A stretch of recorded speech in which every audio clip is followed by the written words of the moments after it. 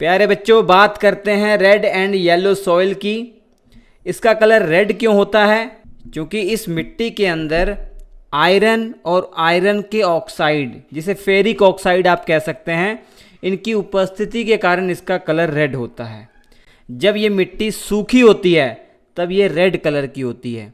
जब ये हाइड्रेटेड हो जाती है, मतलब जब ये गीली हो जाती है, इसमें नमी आ जाती है, तो इसका कलर येलो हो जाता है। भारत के कुल क्षेत्रफल के 18.5% हिस्से में रेड एंड येलो सॉइल पाई जाती है। सबसे पहले देखते हैं फॉर्मेशन ऑफ रेड सॉइल। देखिए, रेड सॉइल का जो फॉर्मेशन है, ये क्रिस्टलाइन इग्नियस रॉक जो होती है, क्रिस्टलाइन आग्नेय चट्टानें जो होती हैं, उन्हीं के वेदरिंग और इरोजन के कारण इस मिट्टी का निर्माण होता है। याद रखिए, इस मिट्टी का निर्माण केवल और केवल लो रेनफॉल रीजन में ही होता है। तो दो कंडीशन है इस मिट्टी के फॉर्मेशन का।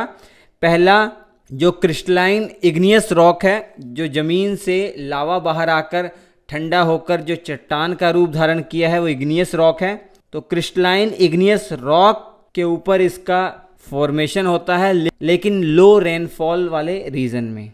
अब भारत के मैप में देखिए किन किन जगह पर ये मिट्टी पाई जा रही है।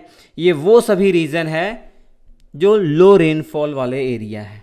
सबसे पहले देखिए, डेक्कन प्लेटू के ईस्टर्न और सदर्न साइड में, पूर्वी और दक्षिण साइड में देखिए डेक्कन प्लेटू के ये मिट्टी पाई जा रही है। उसके बाद थोड़ा ऊपर जाएंगे, उड़ीसा छत्तीसगढ़ वाला जो इलाका है, और कह सकते हैं जो ये गंगा नदी है, तो मिडिल गंगा प्लेन के दक्षिण का जो हिस्सा है, इस हिस्से में ये मिट्टी पाई जाती है। इसके अलावा जो वेस्टर्न घाट हमने पढ़ा हुआ है, वेस्टर्न घाट के जो पिडमोंट वाला इलाका है, पिडमोंट जोन है, या कह सकते हैं वेस्टर्न घाट के फुट हिल रीजन में ये मिट्टी पाई जाती है। क्योंकि आपको बताया लो रेनफॉल वाला इलाका होना चाहिए, तो जो भी नॉर्थ वेस्ट से मानसून आता है, वो वेस्टर्न घाट से टकराकर वेस्टर्न घाट की ओर ही, अर्थात पश्चिम दिशा में ही बारिश हो जाती है। पूर्व दिशा में बारिश नहीं हो पाती, वो इलाका लो रेनफॉल वाला इलाका बन जाता है। तो रेड एंड येलो सॉइल के फॉर्मेशन के लिए वो इलाका बेस्ट है।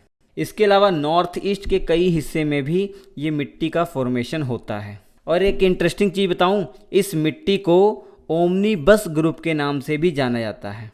देखिए प्यारे बच्चों, जो लाल मिट्टी है ना, रेड एंड येलो सॉइल है, जब ये इसके कण बारीक होते हैं, जब बहुत ही फाइन पार्टिकल्स हैं, तो वो मिट्टी थोड़ी फर्टाइल होगी, उपजाऊ होगी। अगर इसके पार्टिकल सैंड की तरह मोटे मोटे हैं, तो वो मिट्टी फर्टाइल नहीं होगी। इस मिट्टी के अंदर मुख्य तौर पर नाइट्रोजन, फास्फोरस और ह्यूमस की कमी पाई जाती है। इस मिट्टी में मुख्य तौर पर किन किन चीज़ों को, किन किन फसलों को उगाया जाता है? वीट, कॉटन भी कुछ मात्रा में यहाँ पर उगाया जाता है। ऑयल सीड, तिलहन जिसे कह सकते हैं। मिलेट्स, जो मोटे अनाज हैं जैसे बाजरा, ज्वार। तंबाकू की खेती इसमें होती है।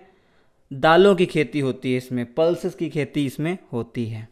तो रेड एंड येलो सॉइल के बारे में इतनी चीज़ें आप याद रखिए। Thank you.